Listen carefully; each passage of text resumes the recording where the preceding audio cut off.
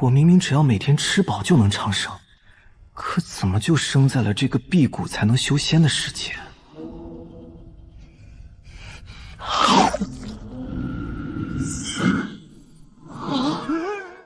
陆长青，你怎么又在偷吃？你可是千年难遇的天灵根呐，为什么不能争点气？为师说过多少遍了，五谷乃是天地浊气所化，你一天不地补，就一天无法吸纳灵气。师尊，我闭嘴！我不想听你狡辩。你们也都听好了，像他这般贪吃，一辈子都脱不了凡体，100年之后只能化为黄土。想修仙道，想求长生，只有像为师这样西风引路，方能。师尊，这是弟子最后一次回来看您了。您常说修行之道以辟谷为先，可师弟师妹比您还走得早，到头来还得我来给您扫墓。师尊，这我要走了，我要去远处看看。既然这世上没有吃饭也能练的功法，那我就自己去创。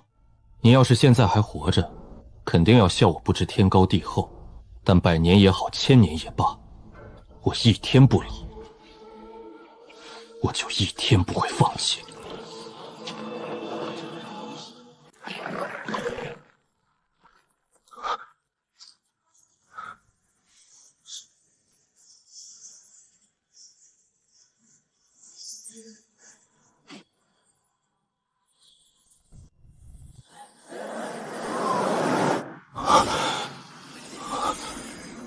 居然真的成了！这红尘造化诀理论上是可行的，可就这样贸然修灵，风险还是太大了。我需要一个能信任我、配合我修行这功法的人。是时候入世了。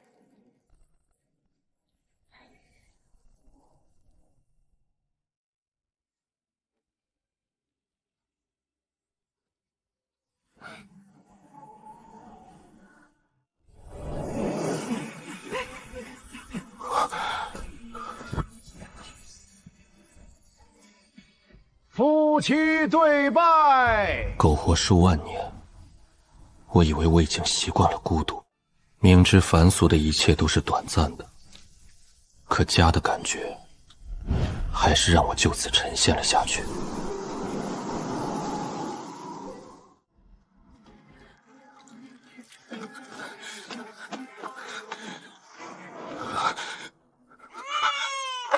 生了，母子平安。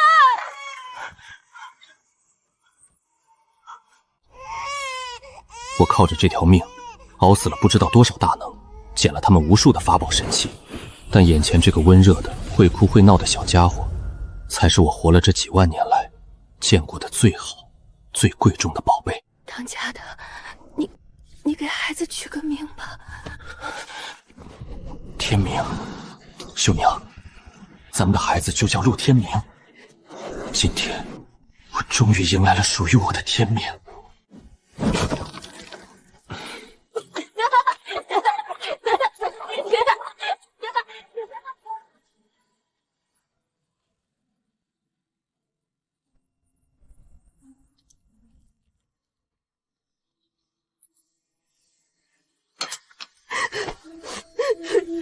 爹，李爷爷被装进那个黑木头匣子里，埋在土底下了。他是不是再也出不来了？爹，你和娘以后老了，是不是也要被埋进去？我不想你们死。天明，换件衣服，爹带你去镇上逛逛。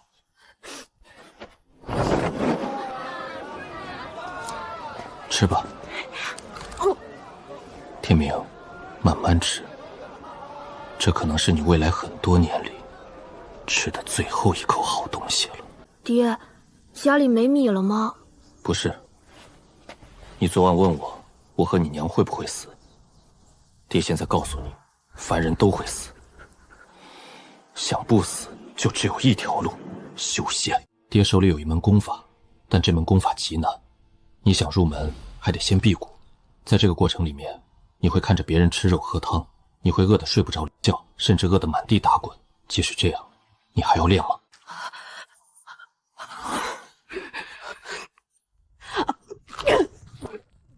我练，我不怕饿，我要修仙，我要让爹娘都不死。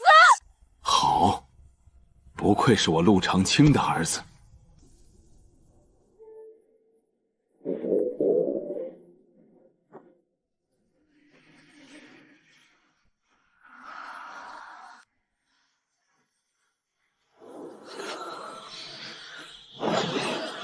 天明成功了，他就像一张白纸，先吸纳灵气，等时机到了，再接纳浊气的路子是行得通的。而我已经吸纳浊气，想再吸纳灵气，必须找到世间最为刚猛的灵气，把它当成一把凿子，轰开壁垒，让浊气与灵气产生第一次融合，以后的修炼就会水到渠成。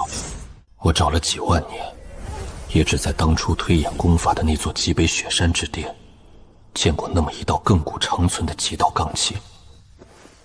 看来我必须回雪山一趟了。秀娘，非去不可吗？天明现在神神叨叨的不吃饭，你又要出远门，这家里连个陪我说话的人都没了。我去拿一样极其重要的东西，等我回来，到时候我们一家人就能生生世世在一起。我答应你，最多10年，我一定回来。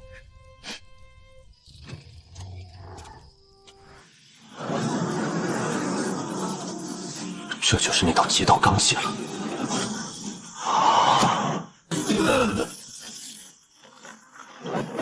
风雪呼啸，岁月无声，陷入了宛如冬眠的状态。5年、10年，漫长的时光对他而言，就像过了1天。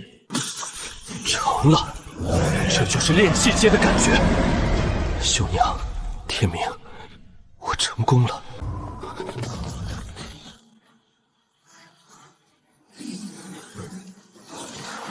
这里是怎么回事？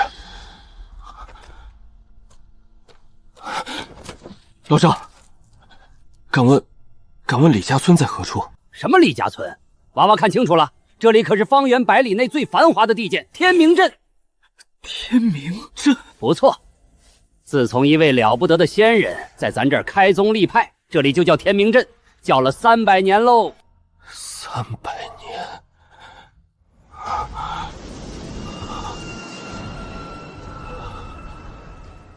时间，我怎么就没有想到？对我来说，最没用的东西，正是最容易被忽略的。促使灵气与浊气结合的时间，居然久到连修士都无法承受，何况凡人？天明镇，孩儿，秀娘，你们还在吗？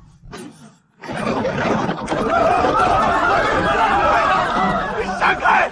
都给我闪开！魔门妖孽，潜伏进我天明镇作乱，今日你插翅难逃！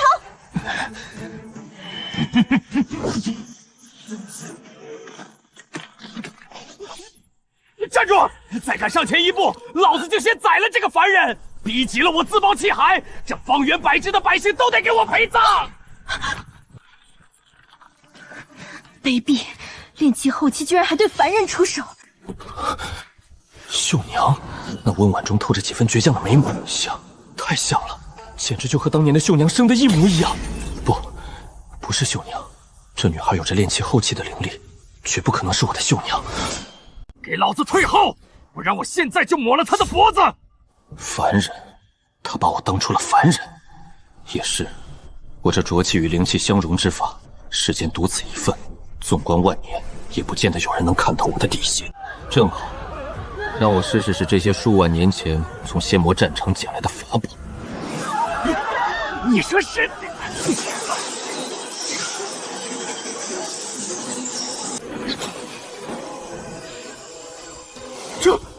这是什么东西？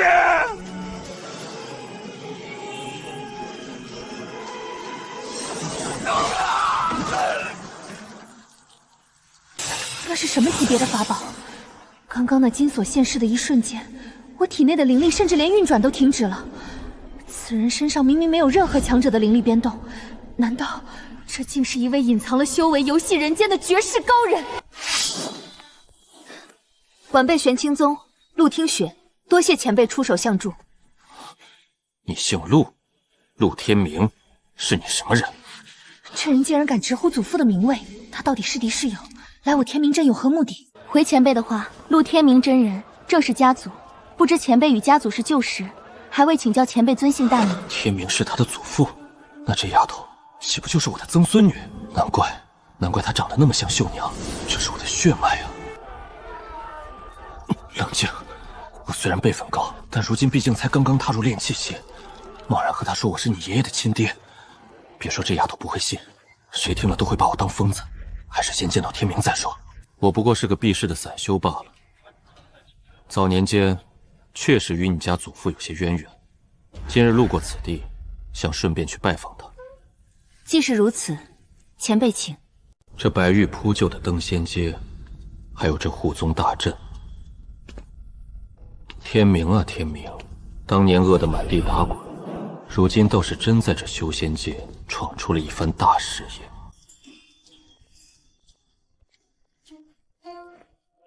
前辈，家族近期正在后山清修，不方便见客，还请前辈在这暂住几日。玄清宗会以客卿身份供奉前辈。不见客，不得见，小妮子还是防着我呢。无妨，清修要紧。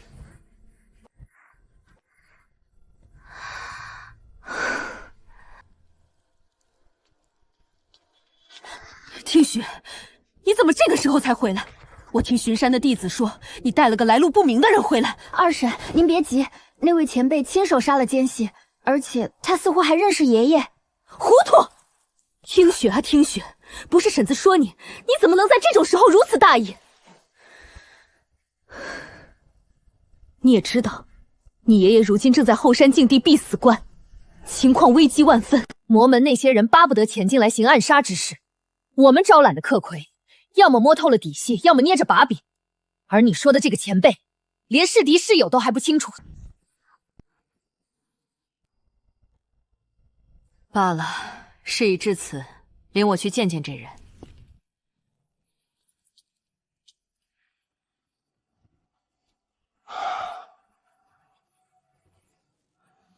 三个筑基初期的修士，看这做派，应该就是这玄清宗招揽来的散修客卿了。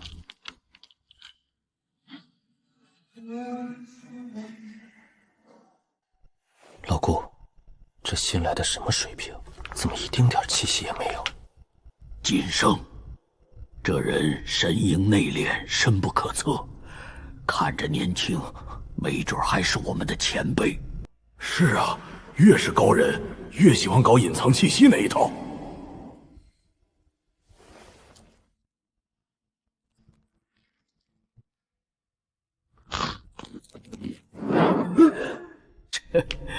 还以为是哪路神仙，老夫真是看走了眼，竟真是个尚未辟谷的凡人呐！你也是这玄清宗请来的客卿？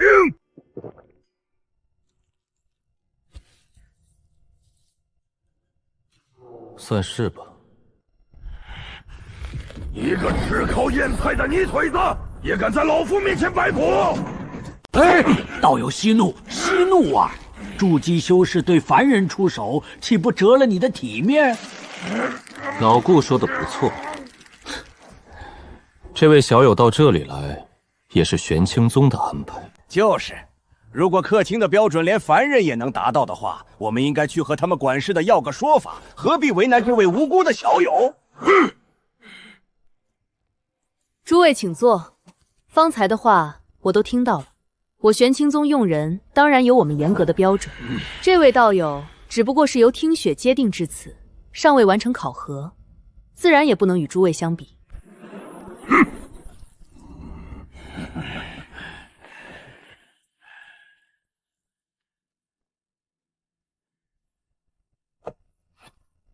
这位道友，你来的实在不巧。近期我玄清宗的客卿名额已满，听雪这孩子做事不细致，贸然将您请来，让您白跑了一趟。这里有500块下品灵石，全当是我玄清宗的赔礼，还请道友收下，自行离去吧。灵石就算了，走也可以，但走之前，让我见天明真人一面。天明真人如今正在后山静修，不见外客。既然如此，那我便在这儿等他几日。若是非要当上什么客卿才能留下的话，就得让这几位给我腾个位子了。就凭你也敢跟我们抢位子？哦，这3位可都是声名在外的筑基期高手，你确定要和他们比试？比试可以，只是我的法宝不好控制力道，难免要伤人性命。好狂妄的小子，我来领教领教吧。哎，道友，切莫冲动。咱们如今可是在人家玄清宗的地盘上做客，咱又不是魔修，别动不动就提刀动枪的，伤了和气。小老儿不才，在这天明镇一带也算是个小有名气的炼丹师。今日我便和这位小友比试一下炼丹之术，若是小友能在丹道上赢过我，那这个客卿的位置我甘愿让贤。小友玄机夫人，你们看这样可好？炼丹之术门槛极高，一个凡人别说炼丹，连丹炉盖子都掀不开。也借此机会，让玄清宗见识一下老夫的炼丹术。我炼丹那会儿，连丹炉可都还没被发明呢。也好，给自家小辈们开开眼吧。既然道友执意要留下来，那便请诸会移步丹方吧。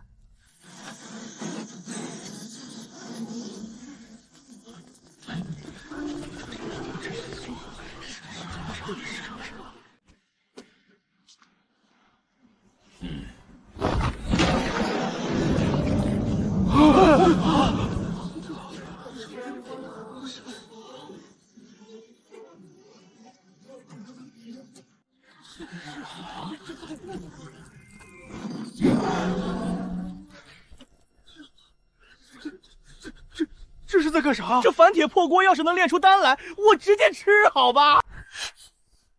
这就是你引狼入室找回来的绝世高手。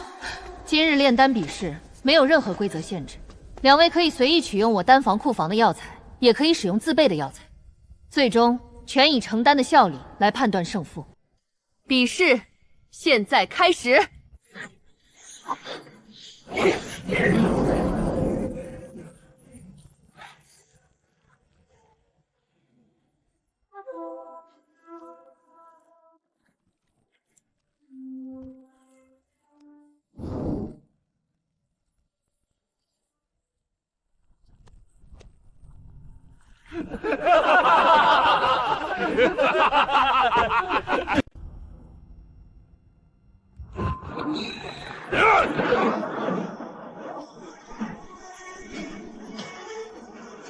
丹成了，好浓郁的香气，不愧是顾客卿，看这丹晕，绝对是上品丹药啊！玄奇夫人，这小友用一锅反水煮草根，看样子还需要不知多久才能熬干，不如先让小老儿来展示一下我这炉丹药的效力吧。顾客卿请。千秋，这颗丹方品相不错，别浪费了，你来试吧。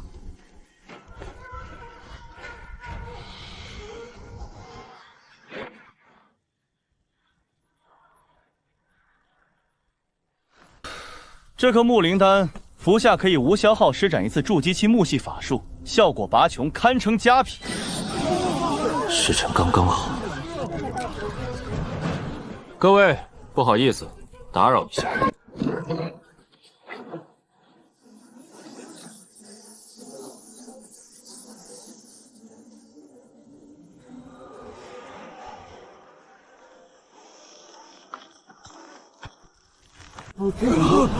这郭律，这不可能！怎么还能熬出来这种让人浑身发冷的冰质丹药？障眼法吗？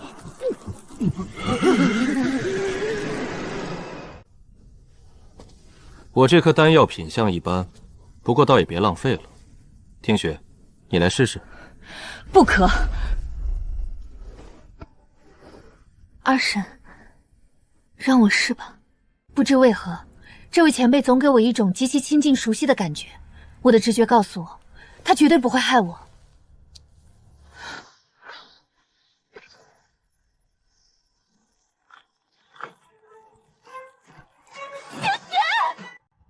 别碰他！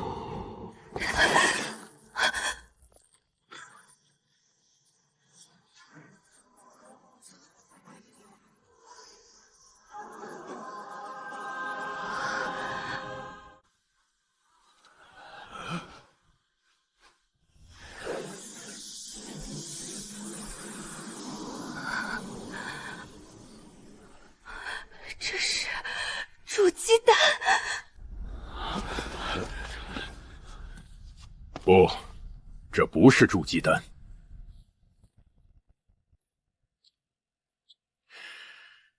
再多的筑基丹，也绝对达不到这种效果。寻常的突破丹药，即便是极品筑基丹，服下后修士也必须经历一个漫长且极其凶险的消化药力的过程。冲击经脉时，往往伴随着长达数个时辰的剧痛，稍有不慎，便是经脉尽断、走火入魔的下场。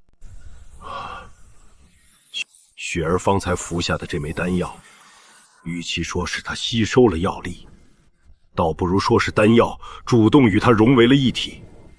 如此奇异的效用，亘古未闻。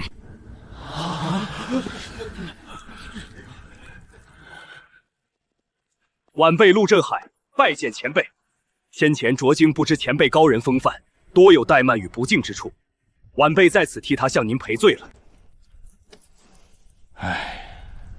经营宗门耗力劳神，这孩子也不容易啊。赔罪就免了，只不过我刚才和那几位说好的，这客卿的位置。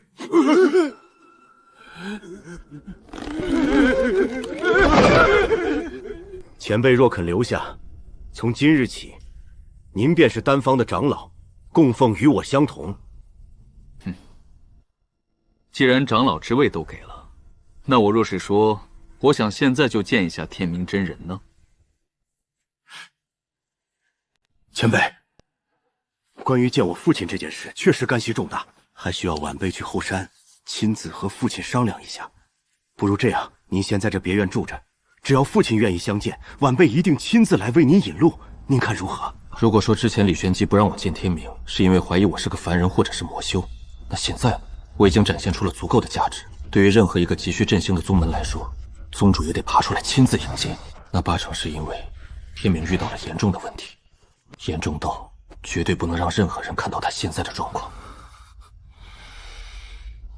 明面上急不得，看来还是得暗地使些手段了。既然大长老都这么说了，客随主便，那我便在这丹房暂且住下吧。多谢前辈体谅。听雪丫头，前辈，您叫我。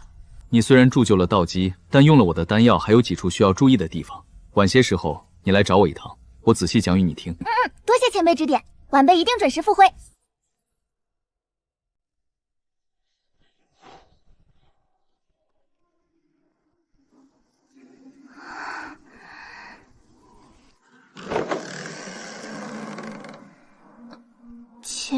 前辈，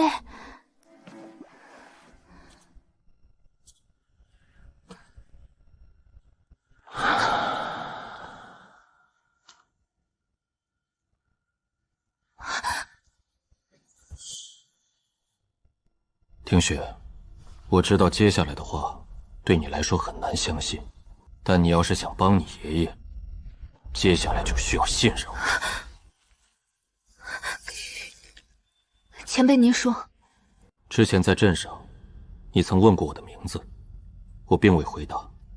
现在，我可以告诉你，我本名叫陆长青。陆长青，这位前辈居然真的与玄清宗与陆家有着某种渊源。你的爷爷陆天明是我的亲生骨肉，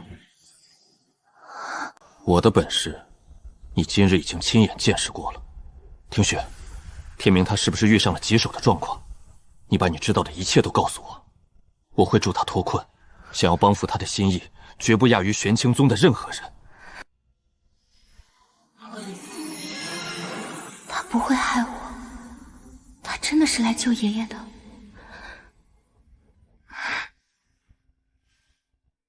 爷爷他其实……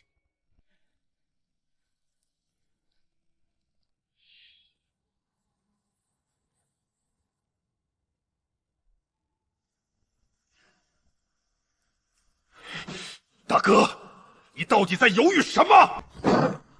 那位前辈的手段，我今日是亲眼所见。不过是一口反铁黑锅，几把干柴反火，竟然能炼制出无视瓶颈，瞬间让雪儿铸就完美道基的神丹。此等神乎其技的炼丹造诣，别说是我玄清宗，就算放眼整个云州修仙界，也绝对找不出第二个。他对雪儿出手如此阔绰，这说明他对我们玄清宗并没有恶意，甚至可能是父亲早年结识的某位隐世大能。只要大哥你同意，让他去后山禁地见父亲一面，以那位前辈的手段，说不定还能助父亲一举突破金丹中期。到那时，外围那些虎视眈眈的魔道宵小，谁还敢动我玄清宗半根指头？大哥，你说话呀！人家现在就在丹坊住着，这种高人的脾气可不好揣测。若是咱们一拖再拖，惹恼了他拂袖而去，咱们玄清宗就真的只能坐以待毙了。镇海啊，你以为是我不想让那位高人去见父亲吗？那大哥你为何？因为你根本就不知道现在究竟是什么情况。父亲最后一次闭关前见的最后一个人是我。修仙界界限森严，天地寿元更是不可逾越的铁规。凡人寿不过百，炼气期修士若无意外能活120载，而像你我这般卡在筑基后期的修士，顶多也不过200年的光晕。镇海，你掌管宗门典籍，难道你不清楚父亲他究竟能活多久吗？可是父亲修炼的功法玄妙无比，且底蕴深厚，根本不能和其他普通的金丹期修士相提并论。他功法玄妙不假，但金丹期寿元的极限就是280年，而且那还得是金丹后期的绝顶强者才能勉强触摸到的寿元极致。可是父亲呢？他老人家不过是金丹初期啊。一个金丹初期修士能活到250岁已是妖天之盛，可是10几年前，父亲他老人家刚刚跟我们过完了他300岁的大寿。是啊，300岁了，父亲已经超出了金丹初期的寿元极限整整50年。父亲数次闭关，但那瓶颈却没有一丝一毫松动的迹象。最后一次闭关前，父亲将我叫到榻前，他亲口和我说，他大限已至。什么？那次所谓的必死关，不过是掩人耳目的幌子。实则，父亲是独自一人走进了后山禁地，去等死。父亲说，玄清宗如今外强中干，若是他作画的消息传出去，不出3日，那些魔门便会将我们撕成碎片。所以他要以此做局，只要我们一日不打开禁地去看他，外界便一日不知他究竟是死是活。天明真人这4个字，便能如同一把悬在魔道头顶的利剑，在忽悠我们压住那些娇小一日。你现在跟我说，要让一个来路不明的外人去打开那扇门，去撞破这一切虚实。若是那位高人进去看到的只是一具枯尸，一旦消息走漏，你我便是玄清宗的千古罪人。镇海，你是想让父亲一个人在阴冷枯冢里默默等死的苦心，全部白费吗？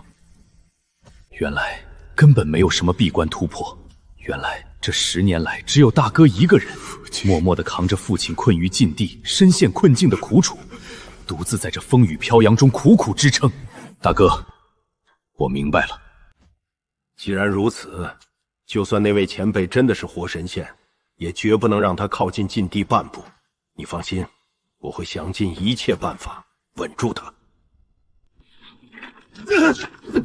大长老，不好了！后山禁地的护山大阵被人破开了！什么？禁闭大门若开，我玄清宗将万劫不复！真海，随我走，不惜一切代价拦下那人！爷爷他闭关了，可是往年爷爷即便闭死关，最多也就是3年5载便会出关一次，但这一次已经整整10年了，禁地里一点动静都没有。我好几次求爹爹，说想去居所外隔着门看望一下爷爷，听听他的声音，可是爹爹不仅不准，还限制我处处走动。前辈，哦不，太爷，爷爷他是不是……别怕，有太爷爷在，我知道是怎么回事了。听雪，现在带我去禁地。现在？可是外面有阵法。无妨，带路便是。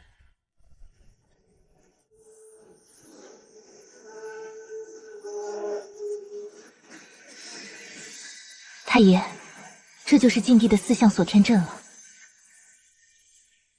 这阵法是爷爷当年亲自布下的，爹爹说过，此阵与地脉相连，生生不息。除了持有宗主令牌的人，哪怕是外面的金丹期大修士来了，强行攻打也绝对破不开。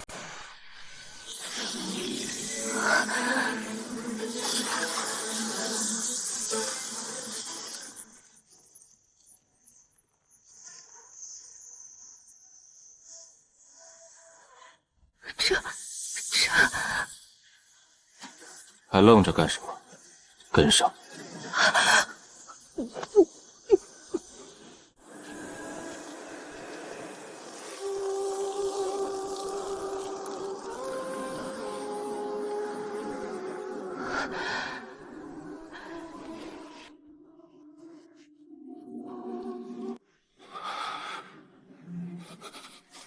天明，爹来看你了。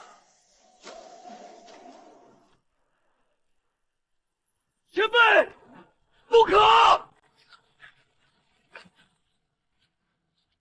列祖列宗在上，绝不能让此人靠近石屋。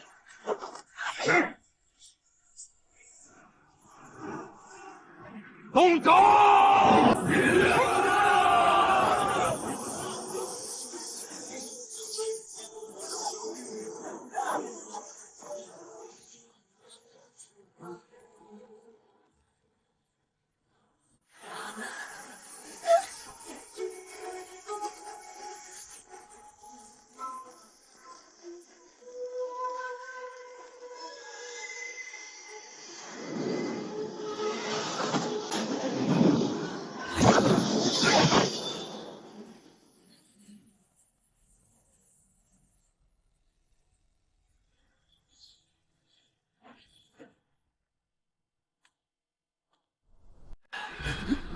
宗主，我们怎么办？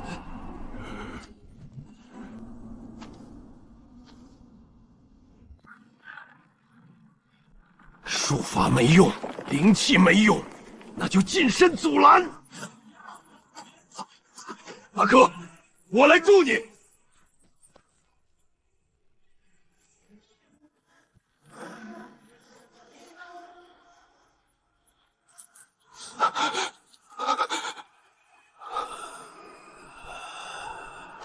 天明，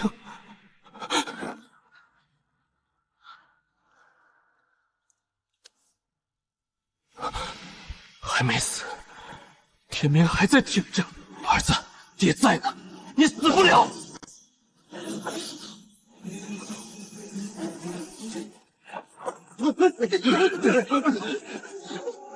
放开我父亲！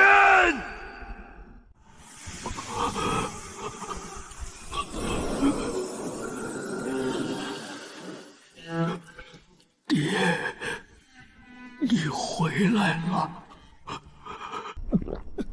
大哥，父亲喊的什么？好像是……二叔，你们别打了！我刚才就想跟你们说了，这位陆长青前辈，他就是爷爷的父亲啊！爹，震月、震海，你们都先出去，关上门，没有我的允许，任何人不准靠近石屋半步。天明，是爹的错，爹不该把你们娘俩扔下，爹回来的太晚了。天明，看着爹。天明，吃吧，吃饱了才有力气。早就是时候了，都怪爹，让你饿了这么久。好。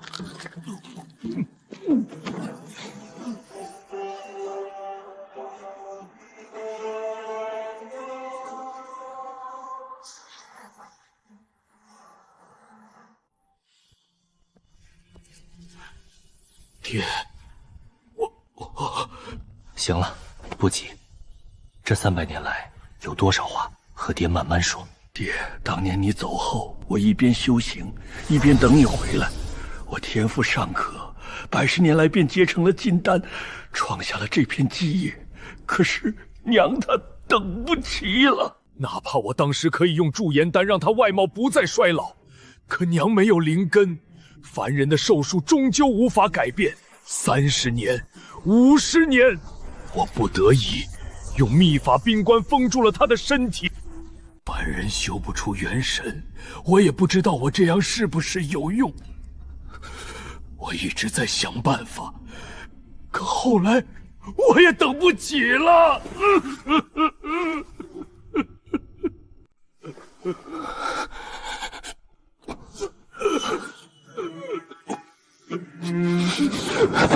天明，你做得很好，这300年苦了你了。剩下的都交给爹，爹有办法的，无论代价是什么。爹向你保证，我们一家人一定会团聚的。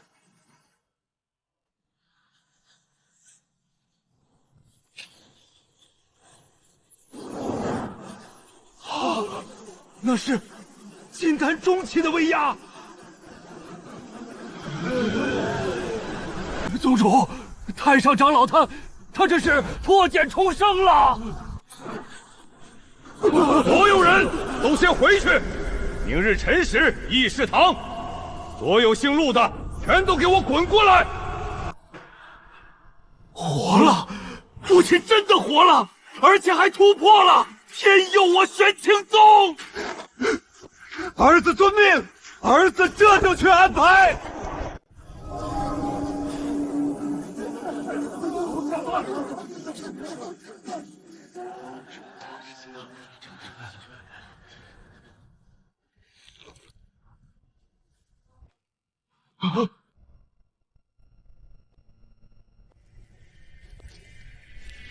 丢不丢人啊？丢不丢人？一宗之主，术法打不过就去肉搏，还带着全宗的人一起肉搏。父亲教训的是，父亲教训的是。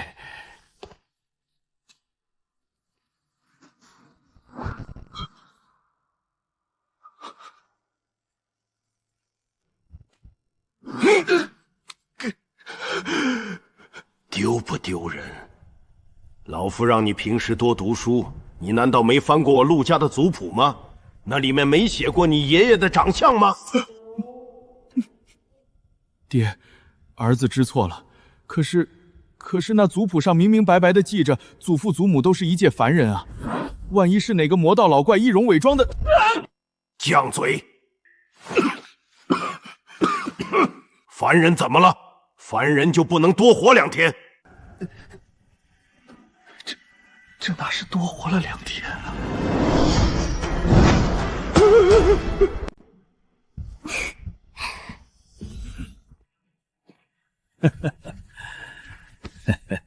还是我们家小雪儿聪明，比你爹、比你二叔强出了100倍不止。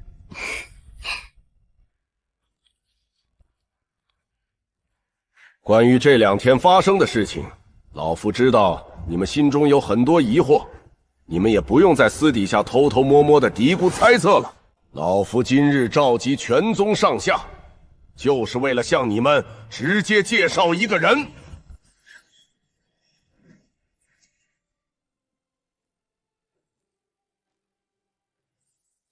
你们都给老夫听清楚了！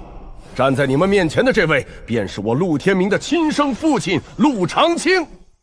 他不仅是我陆家血脉的源头，更是我玄清宗修行大道的始祖。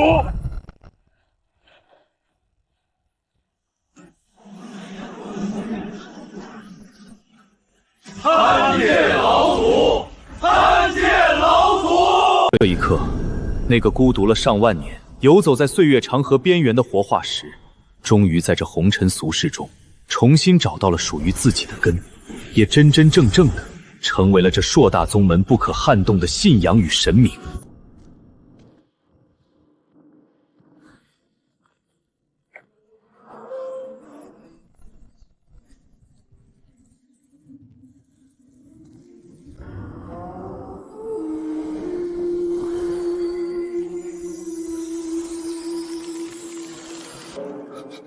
秀娘，我回来了。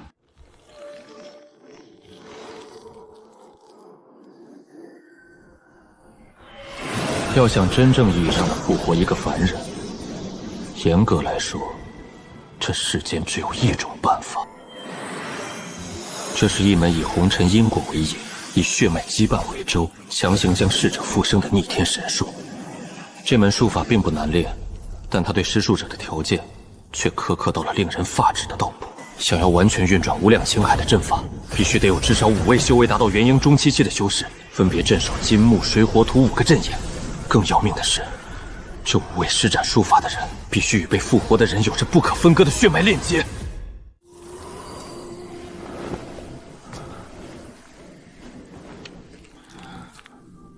修为不是问题，但是血脉相连之人，天明算一个，震月算一个，禅海算一个，听雪算一个，只有4个，这还差1个呀！天明当年是金丹期，能生下震月和震海2兄弟，算是努力开枝散叶了。震月这小子虽然道侣不知道跑哪儿去了，但毕竟他至少生了听雪，勉强及格。陆振海啊，陆振海，你这到底是怎么回事嘛？难道是这小子修炼了什么童子功？还是说天天光顾着打理宗门事务，把正事给忘了？又或者是身体有什么难言之隐？找一个人，这阵法就彻底成了一个死局。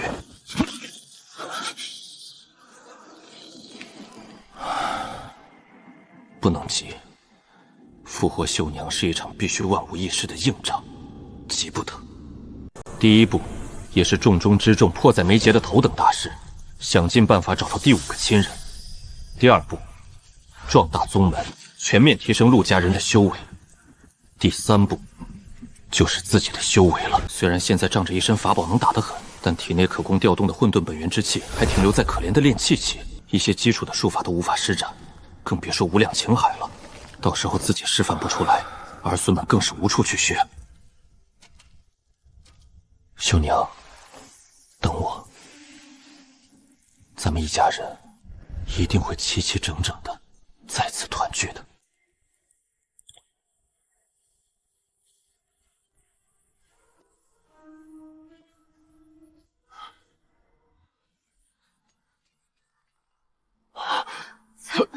参见老祖。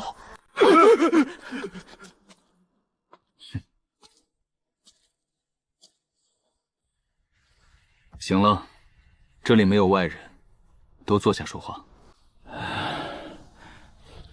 镇海啊，我今日来是想跟你们聊聊我玄清宗的未来。这玄清宗的根基是我们陆家，只有陆家血脉强盛，这宗门才能基业长青。你们可知你父亲天明为何能在短短100多年间就结成金丹？啊，父亲说过，当年是您亲自为他启蒙教导，又传了他一门无上功法，应当是这功法夺天地造化，父亲才能突飞猛进。禀老祖，依孙习之见，功法固然重要，但更离不开公公他老人家自身的天赋异禀。以及那百年如一日、绝不懈怠的苦修之功。只说对了一半。天明那孩子之所以能忍受那般枯燥的修行，让金丹早成，其实有一个更重要的原因，那便是家人。他幼时修行是为了向我这个当爹的证明自己，后来他拼命修炼是为了他那没有灵根的母亲，再后来他创下这片基业，便是为了守护整个陆家。所以，你们和镇月，就是他不得不变强的理由。老祖教诲，孙儿明白。父亲他老人家真的太辛苦了，今后的陆家得靠我们来守护。我和轩霄今后一定努力修炼，绝不让老祖失望。我的意思是，既然家人是变强的理由，那你们两个现在是不是也该赶紧回屋去生个理由出来？生个理由出来了。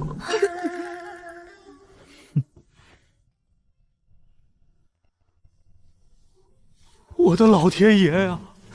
本以为老祖是那种不食人间烟火的世外高人，怎么也免不了凡俗界长辈爱催生的定律啊！这玩意儿转的也太硬了吧！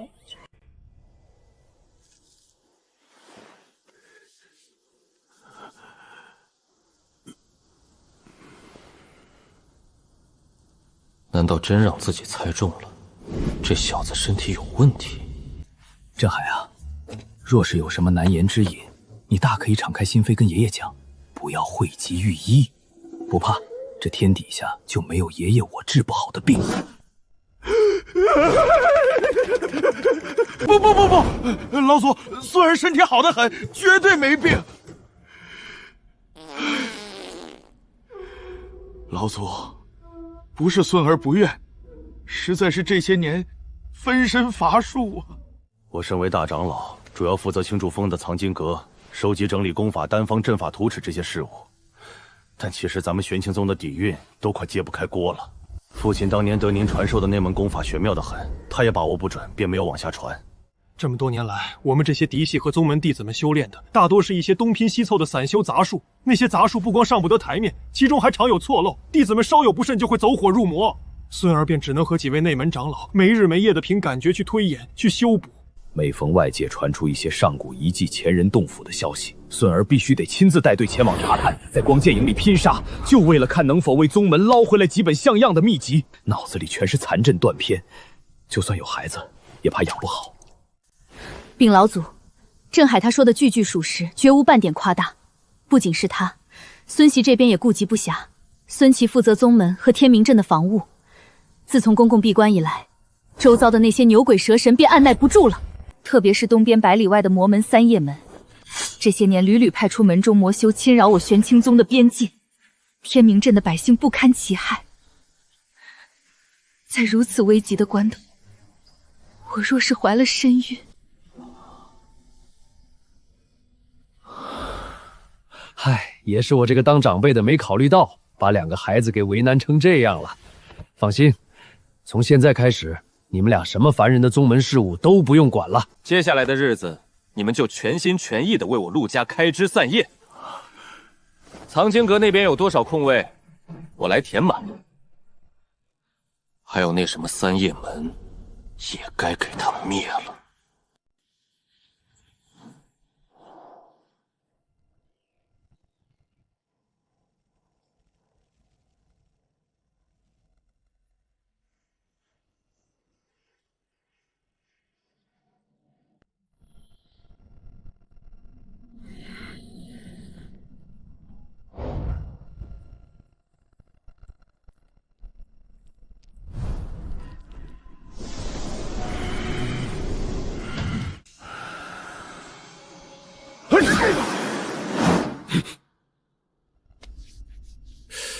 这眼皮跳了一天了，总觉得有人要找我麻烦。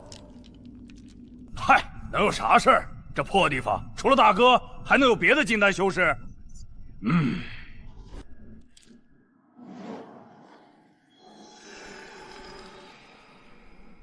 你忘了那个陆天明了吗？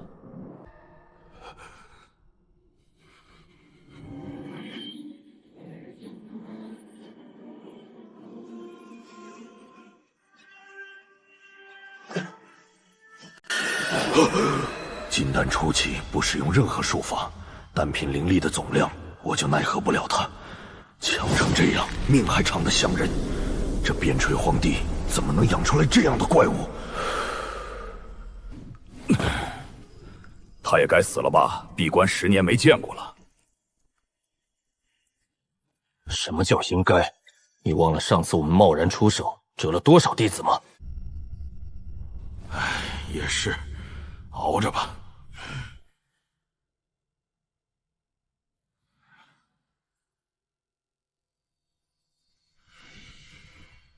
也不用太悲观，我几年前给上宗的报告，近来收到了回信，不日便会有高手助阵，帮我们彻底拿下这片区域。出发前传你们的功法，感悟的怎么样了？已经能施展7、8分了。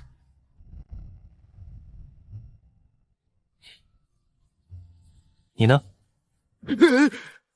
回老祖，好像大概也许掌握了吧。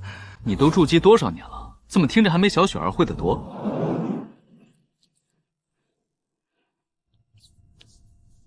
老祖传的功法和法术都只有寥寥几百字，句句清楚明白，但就是太明白了，孙儿怕没有领会到其中的真意。震月，你也是一宗之主了，莫要妄自菲薄，大道至简，细细琢磨，反倒落了下乘。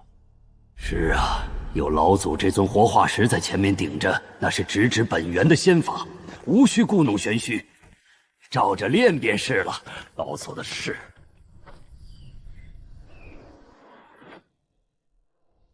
先说好，老祖我修为尚浅，一会儿打起来，别指望我出手帮你们。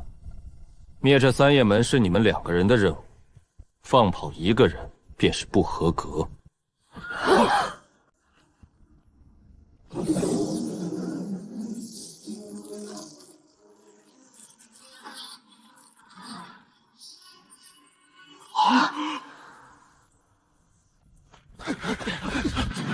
你们是谁？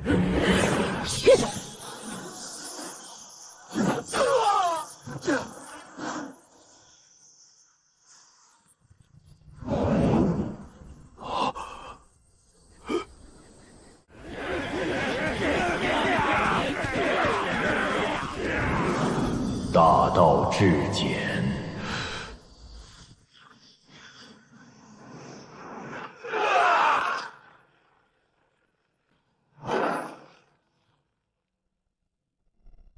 我当是谁？原来是玄清宗的道友。陆振月，你老子都不敢来我们千叶雨林，好大的胆子！哼哼，收拾你们，还用不着父亲出手。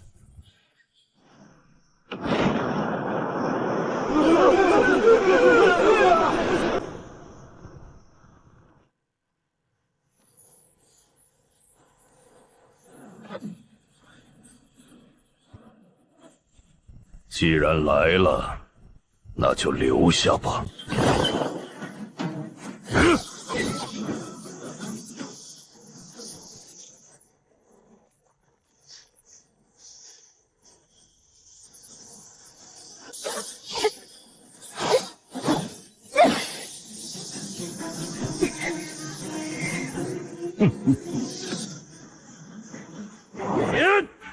别！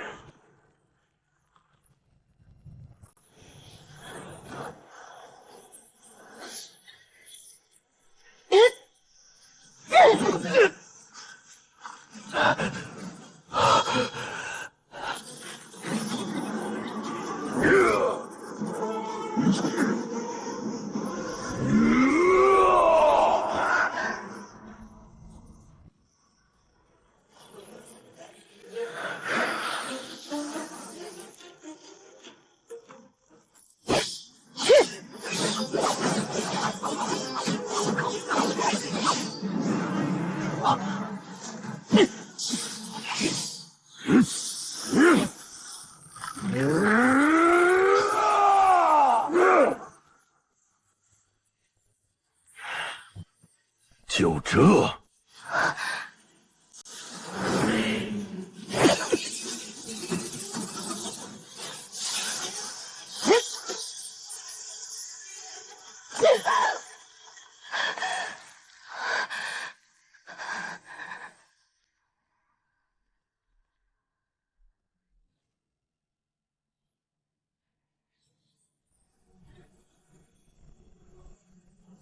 用这个，这把剑结实。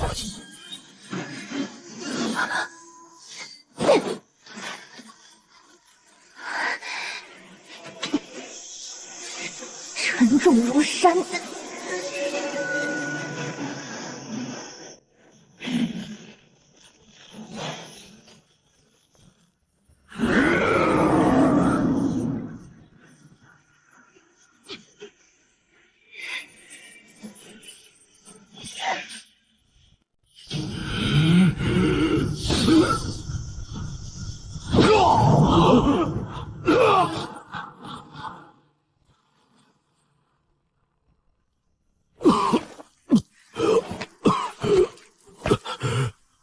这剑什么来头？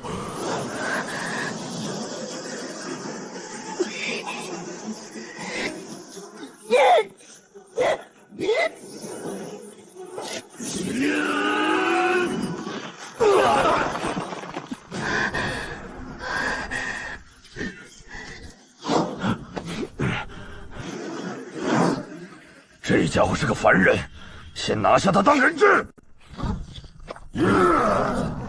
三弟，不可！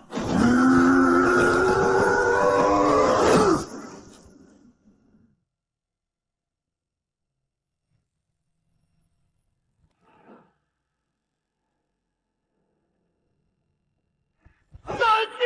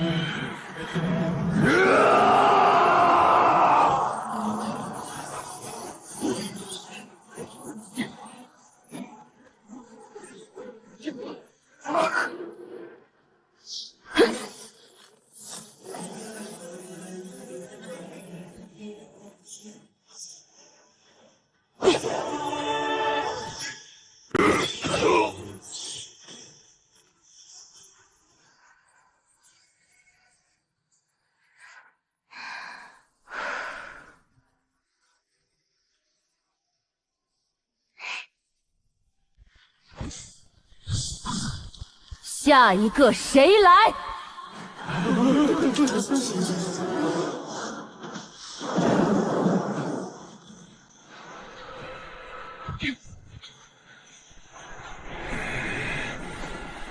好歹也是个金丹期，叶门主就这么怕与我正面交战吗？狂妄！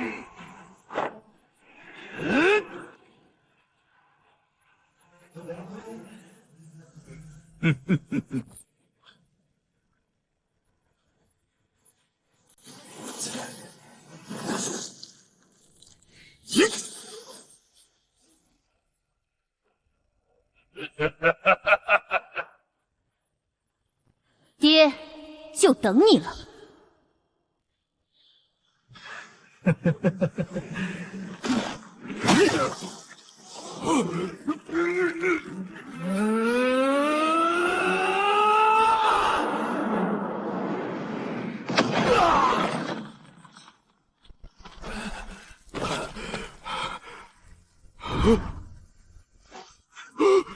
可恶！二弟、三弟，你们的仇，大哥来日再报。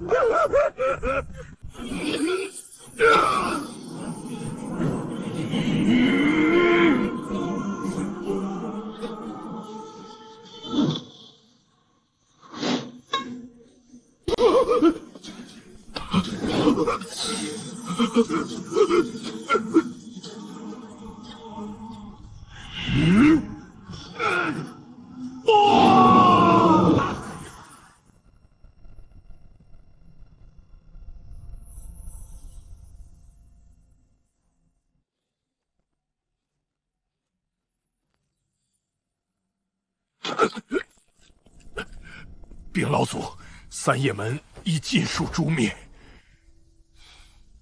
勉强及格。但是啊，镇远，你底子不差，没必要每次对敌都想着以命相拼。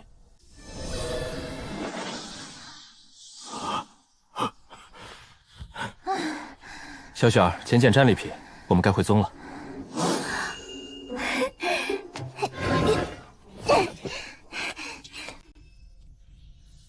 你们2个人把那叶家3兄弟都打赢了？多亏老祖给的功法，这凛冬剑典就像特意为我创作的功法一样，运转起来如臂使指，灵气源源不断。还有那笔剑，更是厉害。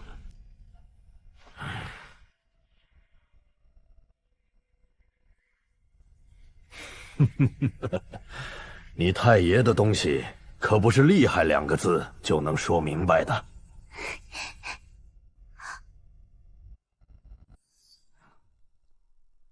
哦，对，老祖他还断定千叶雨林下方有一座巨大的灵石矿脉，派了弟子去驻守呢。爷爷，这地底矿脉也有探测之法吗？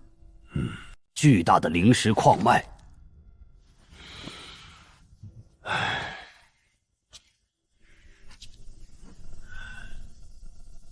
你太爷高深莫测，谁也猜不透他用的是什么办法。可就算他说这矿脉是他亲眼看着沉入地下的，我都会毫不犹豫地相信。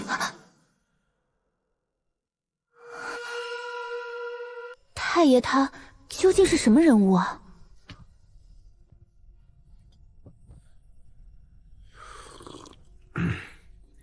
小雪儿，你知道爷爷修炼的功法名叫红尘造化诀。爷爷小时候初看这本功法，除了觉得难，并未觉得有什么特别。但是后来，爷爷步入筑基，又结成金丹，见过了不知道多少修士的手段，这才明白，这红尘造化诀与一般功法比起来，根本不像是人类能修炼的东西。若是这功法的消息在云州修仙界传开，我清玄宗立时便要灭亡，这便是我从不教你们练它的原因。这么厉害！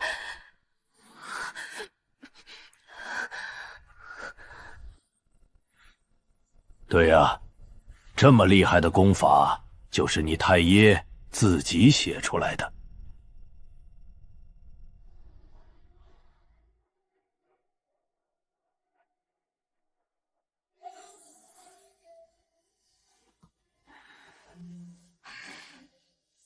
起火！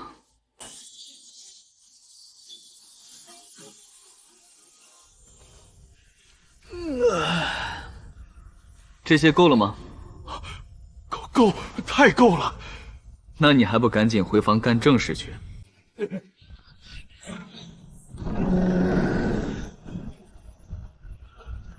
参见老祖。先别急着拜，本座丑话说在前头。虽然我玄清宗对弟子品性有严格的要求，但镇海那孩子心善，免不了有人编瞎话骗他。为免宵小之徒蒙混过关，本座特意给这藏经阁阵法加了一些限制。凡是对陆家、对宗门不忠，或是品行不端、心存恶念者，靠近此阵即可诛杀。反之，通过此阵考验的弟子，便是老祖我认可的玄清宗自己人，其中万般妙处，进去方能体会。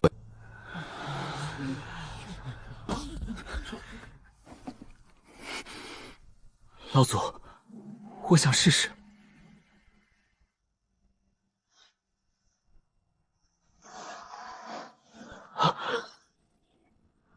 刘波，欢迎登录藏经阁系统，即将分配与你适配的入门书籍。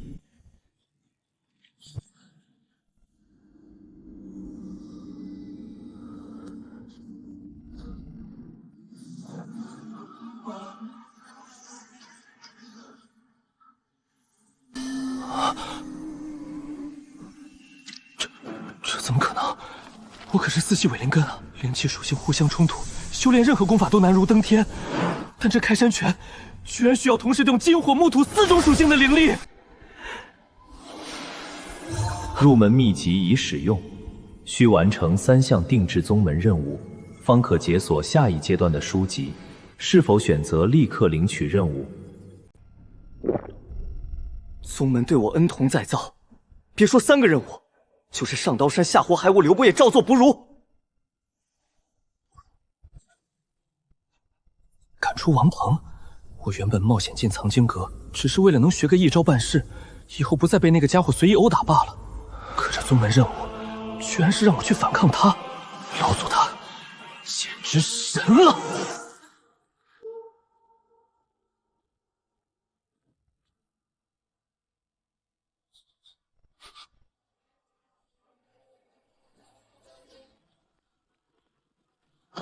王师兄得罪了！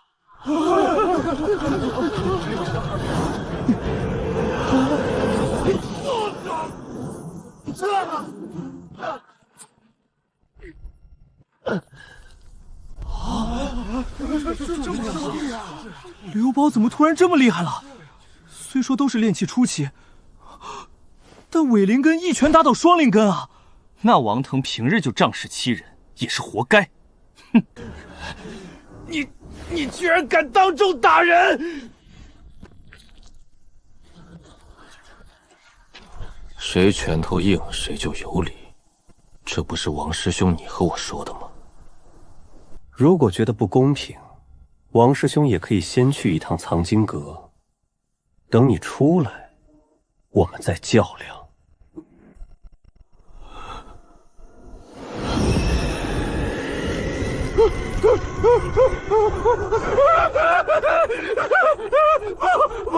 我要退走！我要退走！看来你也知道你自己过什么事情了。刘波，送他一程棒吧。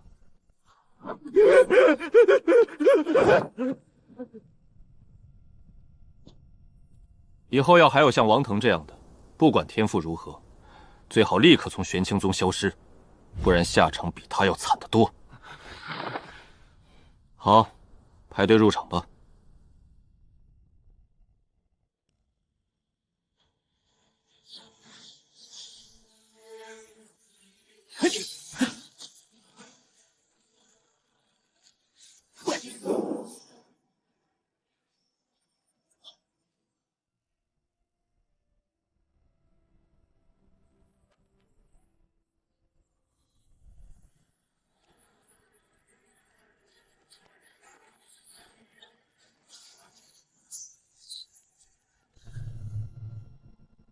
自老祖归来之后，真是什么事情都好起来了。以前宗门发点下品灵石都要精打细算，如今却直接论箱来装。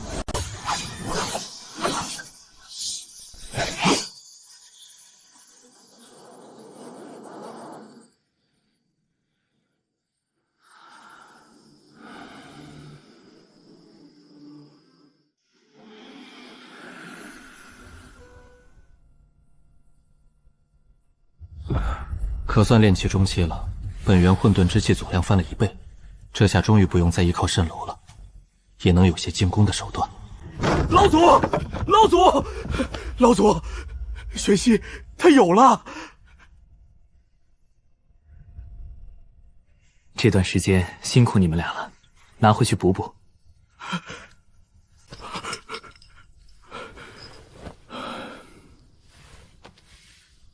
老祖，还有件事，这鳞片是千叶雨林那边的弟子们挖矿挖出来的，父亲他们都没见过，这才来向您请教。这是石经兽的鳞片，古时候有些山野修士会拿它当灵使用。石经兽绝迹上万年了，看来那座灵脉原先有人开采过，下面没准会有遗迹，而且是万年之前的古代宗门遗迹。那孙儿这便吩咐下去，再向下挖掘。不必。如果真是万年前的遗迹，对弟子们来说还太过凶险，还是我亲自去一趟吧。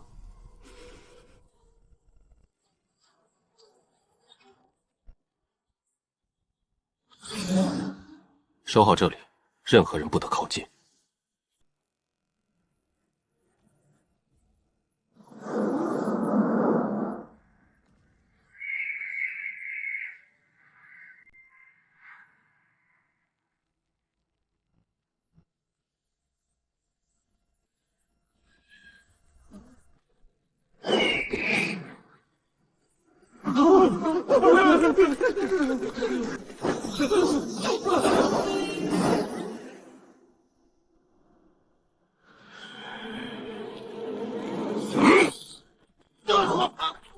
灭了这三叶门的可是陆天明。你这魔修，知道是天明真人，还敢来这儿？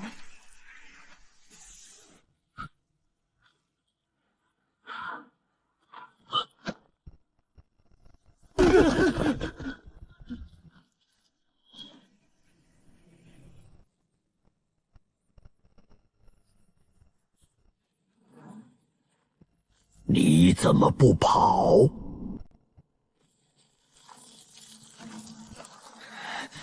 废话少说。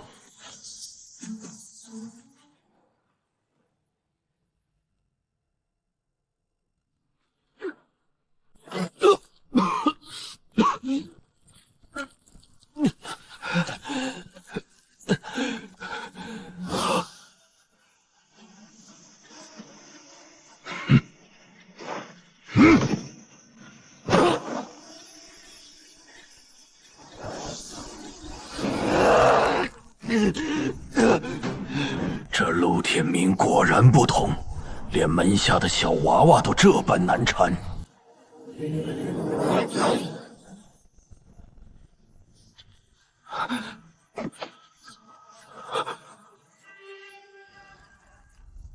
刘伯，你想让他怎么死？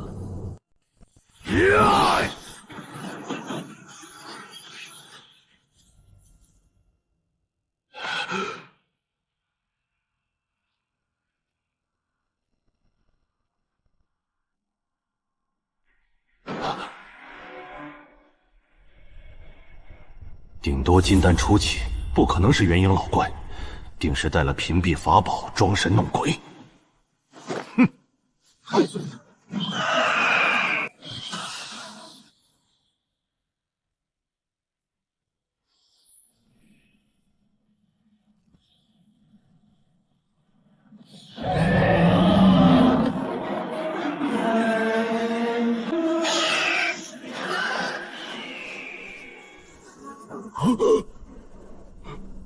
怎么可能？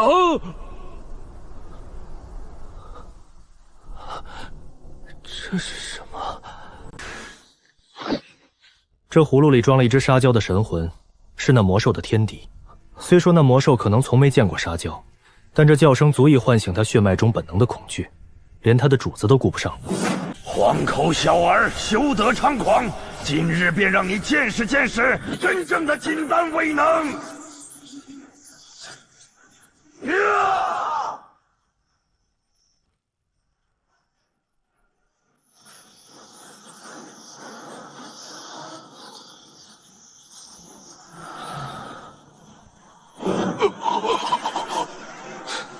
还有这样的用法，你该不会被宗门骗了吧？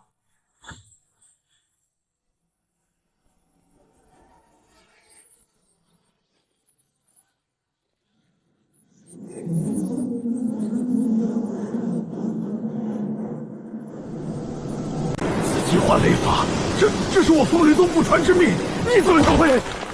这可是风雷宗只有历代掌门才能的参悟的最高阶道法，眼前这个玄清宗的人怎么可能会？而且施展出来的威能，甚至比风雷宗的开拜祖师还要恐怖万倍。前辈，您和风雷宗系出同门，属下刚才多有不敬，还望您饶恕。